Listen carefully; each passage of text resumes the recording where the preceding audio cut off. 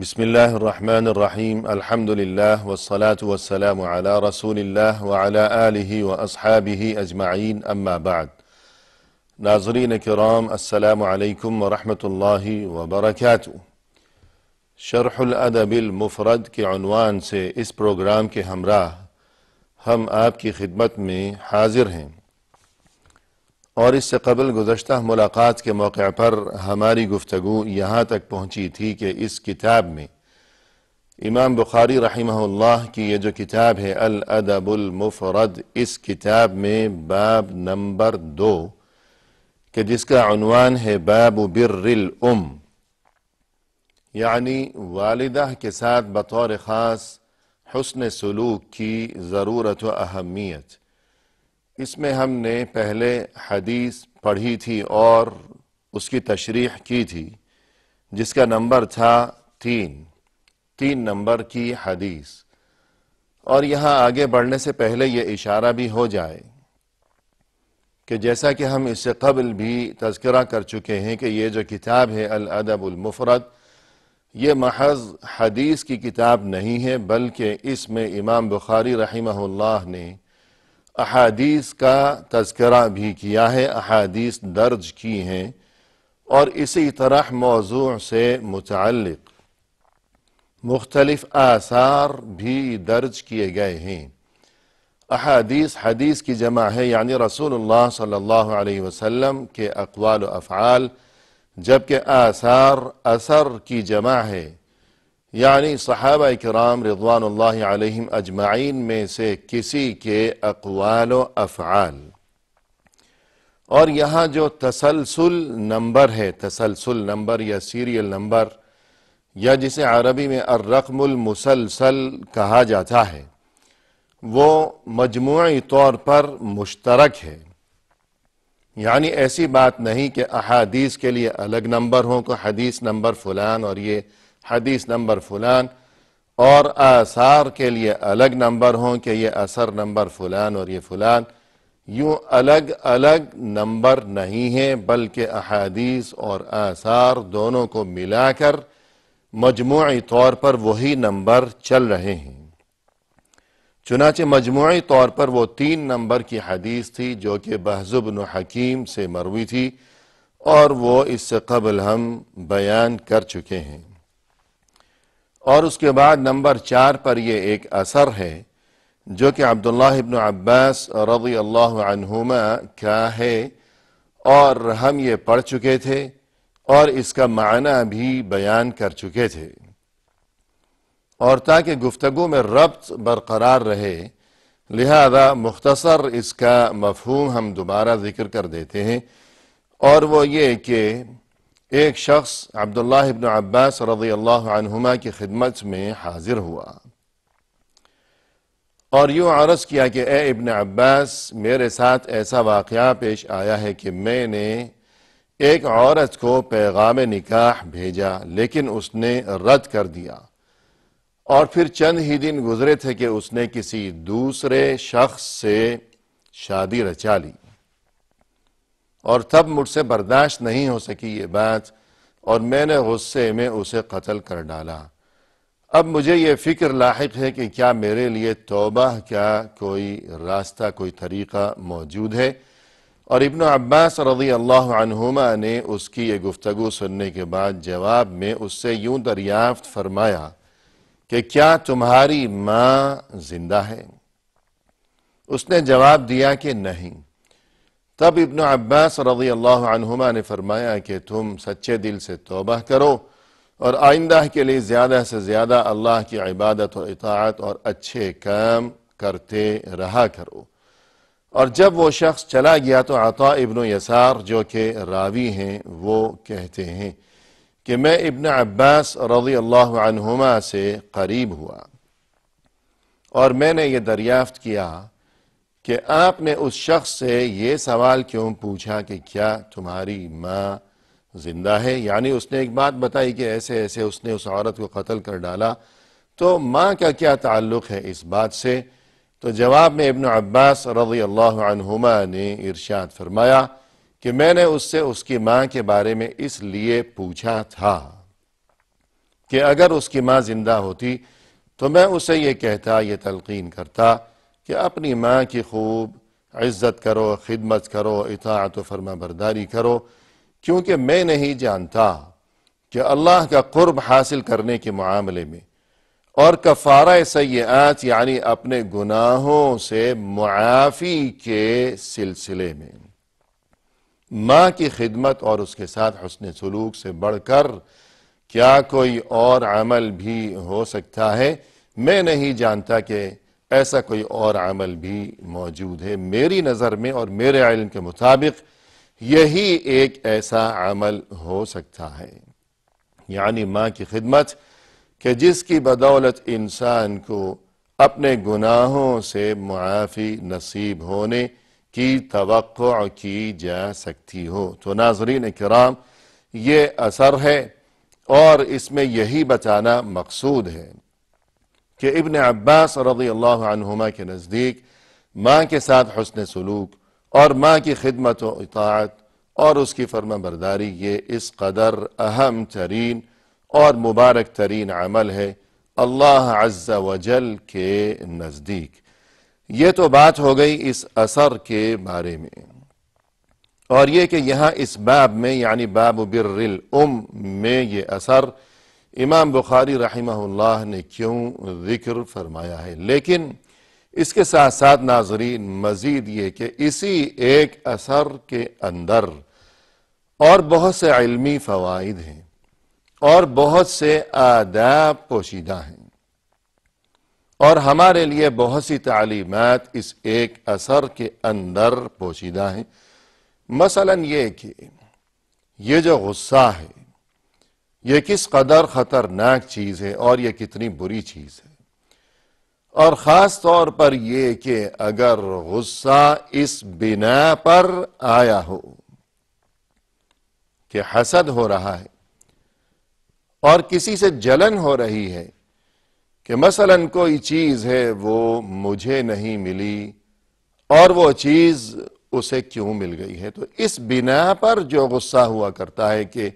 یہ جلن کی وجہ سے یا حسد کی وجہ سے، یہ جسے جیلسی کہا جاتا ہے یا عربی میں اس کے لیے غیرہ کا لفظ استعمال ہوتا ہے، تو غصہ تو بہرحال بہت ہی بری چیز ہے کہ انسان کے دین کا دشمن، اس کی دنیا کا دشمن، اس کی آخرت کا دشمن، اس کی عقل کا دشمن اور اس کی صحت کا دشمن، یہ غصہ اتنی بری چیز ہے یقیناً، مگر اس وقت غصہ مزید برا بن جاتا ہے اور مزید خطرے کا باعث بن جاتا ہے، خود انسان کے لیے بھی اور دوسروں کے لیے بھی اور انسانی معاشرے کے لیے بھی، کہ اگر غصہ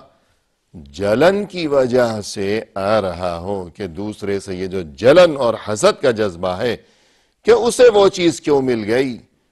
اور مجھے تو وہ چیز مل نہیں سکی، میں محروم رہ گیا اور وہ عیش کر رہا ہے، اگر اس بنا پر غصہ ہو تو اس سے بچنا انتہائی ضروری ہے، اور یہ چیز مسلمان کو زیب نہیں دیتی بلکہ کسی اچھے انسان کو بھی یہ چیز زیب نہیں دیتی، کیونکہ اگر یہ جذبہ سیاہ دل میں پیدا ہونے لگا تو اب اس کا مقصد یہ ہے کہ یہ انسان اب نہ جانے کیا کیا کر گزرے گا اور کیسے کیسے جرائم کا ارتکاب کرنے سے بھی یہ نہیں ہچکچائے گا کہ دیکھ لیجئے اس شخص نے خون کر ڈالا، بے گناہ عورت کو قتل تک کر ڈالا اسی جذبہ سیاہ کی وجہ سے، لہذا اس برے جذبے سے بچنا بہت زیادہ ضروری ہے۔ اور اس کے علاوہ اس اثر میں ہمارے لیے جو ایک فائدہ اور جو بڑی تعلیم پوشیدہ ہے وہ یہ کہ گناہ سے تو بہر صورت بچتے ہی رہنا چاہیے، لیکن اگر گناہ ہو گیا بچنے کی کوشش کے باوجود کہ آخر انسان ہے، کوئی فرشتہ تو نہیں ہے، اب گناہ سرزد ہو جانے کے بعد اگر توبہ کی طرف توجہ ہی نہیں جاتی تو یقیناً یہ شیطانی دھوکہ ہے۔ توبہ کی فکر کرنی چاہیے گناہ سرزد ہو جانے کے بعد،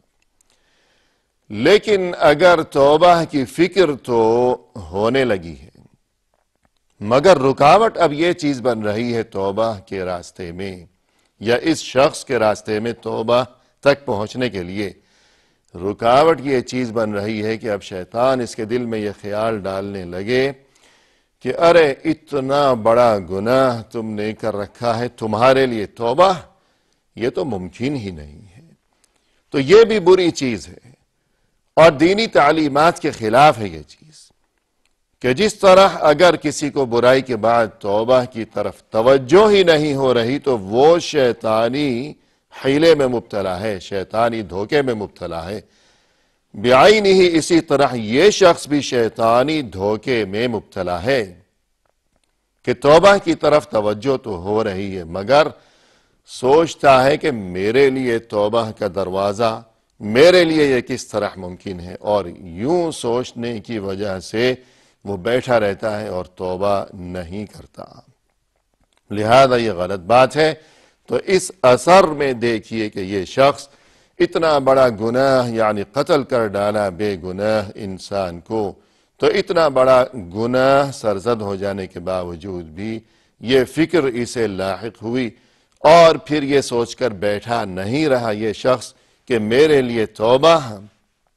کیا اب کیا سوال ہے، بلکہ یہ آیا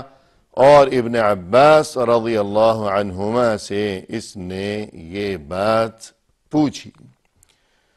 اور اس کے علاوہ جو ہمارے لیے سبق ہے اس اثر میں وہ یہ کہ کوئی بھی دین کا معاملہ ہو، کہ جیسے یہاں توبہ کے بارے میں یہ دریافت کرنا چاہ رہا تھا یہ شخص، تو دینی معاملے میں انسان جب بھی رجوع کرے، جب بھی کچھ دریافت کرے تو ہمیشہ اس بات کی پابندی کی جائے کہ کسی عالم کی طرف رجوع کیا جائے۔ یعنی ہو سکتا ہے کہ کوئی ایسا شخص ہو معاشرے میں کہ جو بہت ہی عابد و زاہد ہو اور پارسا متقی اللہ والا انسان، کہ جس کے شب و روز بہت زیادہ عبادت میں گزرتے ہوں، لیکن اس کے پاس دین کا علم نہ ہو، علم سے محروم ہو۔ اگر اس کے پاس کوئی شخص جائے گا دینی معاملے کے سلسلے میں اور دینی حل کی تلاش میں، ہو سکتا ہے کہ وہ اسے کوئی اپنی دانست کے مطابق، یعنی اس کی اپنی نیت تو فاسد نہیں ہوگی لیکن علم ناقص ہے، تو اپنی سمجھ کے مطابق شاید وہ اسے کوئی ایسی بات بتا دے، ایسا جواب دے کہ جو دینی تعلیمات کے خلاف ہو اور جس میں اس سائل کے لیے نقصان ہو جائے، برا ہو جائے اس کا، کہ مثلاً وہ جو ایک حدیث ہے بہت زیادہ مشہور و معروف ابو سعید خدری رضی اللہ عنہ سے مروی ہے، اور وہ طویل حدیث ہے لیکن خلاصہ یہ کہ گزشتہ امتوں میں کوئی شخص تھا، بہت ہی برا آدمی تھا اور اس نے بہت زیادہ قتل کر رکھے تھے، یہاں تک کہ 99 افراد کو جب وہ قتل کر چکا، 99 افراد۔ اب اس کی توجہ اس طرف ہوئی کہ میں اتنا برا انسان اور 99 قتل کر چکا ہوں بے گناہ، اب مجھے توبہ کرنی چاہیے، اب اس طرف توجہ ہوئی، لیکن اب کیا کریں؟ توبہ کا اس کے لیے کیا راستہ ممکن ہے یا نہیں، دروازہ کھلا ہوا ہے، کوئی گنجائش باقی ہے یا نہیں، یہ فکر اسے ستانے لگی۔ آخر وہاں ان کے علاقے میں ایک بہت ہی عبادت گزار قسم کا انسان تھا، بڑا پہنچا ہوا عابد و زاہد، تو یہ ہمت کر کے اس کے پاس گیا اور اپنی رویداد سنائی، اپنی داستان سنائی کہ 99 بے گناہ انسان میرے ہاتھوں قتل ہو چکے ہیں، کیا میرے لیے توبہ کا دروازہ کھلا ہوا ہے، کوئی راستہ ہے، کوئی صورت ہے؟ تو اس عابد و زاہد انسان نے جواب دیا کہ ارے 99 انسانوں کا خون کر ڈالا، تمہارے لیے توبہ یہ کیسی بات ہے؟ تمہارے لیے توبہ کا کیا سوال ہے؟ تمہارے لیے کوئی راستہ واسطہ نہیں ہے توبہ کا، جاؤ۔ اب وہ جو انسان تھا اسے بہت زیادہ غصہ آیا کہ مجھے کہتا ہے کہ تمہارے لیے توبہ کا کوئی سوال ہی نہیں، جانے لگا واپس، لیکن رک گیا چلتے چلتے، واپس پلٹا اور سوچنے لگا کہ جب 99 میرے ہاتھوں مر چکے ہیں تو چلو کیوں نہ میں چلتے چلتے 100 مکمل کرتا جاؤں، پورے 100 کر لوں، اور یہ سوچ کر اس کی گردن بھی اڑا دی، 100 پورے کر ڈالے، اسے بھی مار ڈالا۔ اس کے بعد جب کچھ زمانہ گزرا تو پھر یہی فکر کہ کاش میرے لیے توبہ کی کوئی صورت بن سکے، پھر وہ گیا کسی عالم کے پاس اور یہی بات بتائی، یہی سوال اس سے پوچھا کہ 100 افراد میرے ہاتھوں لقمہ اجل بن چکے ہیں، اب میرے لیے کیا توبہ کا کوئی راستہ ممکن ہے، کوئی دروازہ کھلا ہوا ہے؟ تو اس عالم شخص نے یہ بات سننے کے بعد جواب دیا، انسان اور اس کی توبہ کے درمیان کیا کبھی کوئی چیز رکاوٹ بن سکتی ہے؟ یہ کیسے ہو سکتا ہے؟ کتنا ہی بڑا گناہ کیوں نہ ہو، لیکن جب تک نزع کی کیفیت طاری نہ ہونے لگے، وہ وقت آنے سے پہلے توبہ کا دروازہ کھلا ہوا ہے، اور انسان کے اور اس کی توبہ کے درمیان ہرگز کوئی چیز رکاوٹ نہیں بن سکتی۔ یہ اللہ کی طرف سے اعلان ہے اور یہی قانون قدرت ہے۔ اور پھر اس عالم نے اسے چند نصیحتیں فرمائیں اور چند مفید قسم کے مشورے بھی دیے۔ تو خلاصہ یہ کہ ناظرین کرام، جب بھی کوئی دینی معاملہ ہو، کوئی استفسار ہو، کوئی سوال ہو، تو انسان کو چاہیے کہ ہمیشہ صرف عالم کی طرف رجوع کیا جائے، عابد کی طرف رجوع نہ کیا جائے کہ وہ اپنی تمام تر عبادتوں کے باوجود علم سے وہ محروم ہے، اور ہو سکتا ہے کہ وہ کوئی ایسا جواب دے دے کہ جس کی وجہ سے انسان مایوسی کا شکار ہو کر رہ جائے، حالانکہ مایوسی گناہ ہے، مایوسی سے منع کیا گیا ہے۔ قرآن کریم میں اللہ سبحانہ وتعالی کا ارشاد ہے، فرمائے کہ قل یا عبادی الذین اسرفوا علی انفسهم لا تقنطوا من رحمت اللہ ان اللہ یغفر الذنوب جمیعا انہ هو الغفور الرحیم۔ یعنی اے ہمارے نبی صلی اللہ علیہ وسلم، آپ فرما دیجئے کہ اے میرے وہ بندوں کہ جنہوں نے اپنے آپ پر، اپنی جانوں پر بڑا ظلم کر رکھا ہے، یعنی بڑے بڑے گناہ کر رکھے ہیں، آپ انہیں یوں فرما دیجئے۔ کیا فرما دیجئے؟ لا تقنطوا من رحمت اللہ، کہ اللہ کی رحمت سے کبھی مایوس نہ ہونا، کیونکہ اللہ تو سبھی گناہوں کو معاف فرمانے والا ہے، بے شک وہ بہت ہی بخشنے والا ہے اور وہ انتہائی مہربان ہے۔ ناظرین کرام، آئندہ ملاقات کے موقع پر انشاءاللہ اسی گفتگو کو مزید آگے بڑھایا جائے گا، اس وقت تک کے لیے ہمیں اجازت دیجیے۔ وآخر دعوانا ان الحمد للہ رب العالمین۔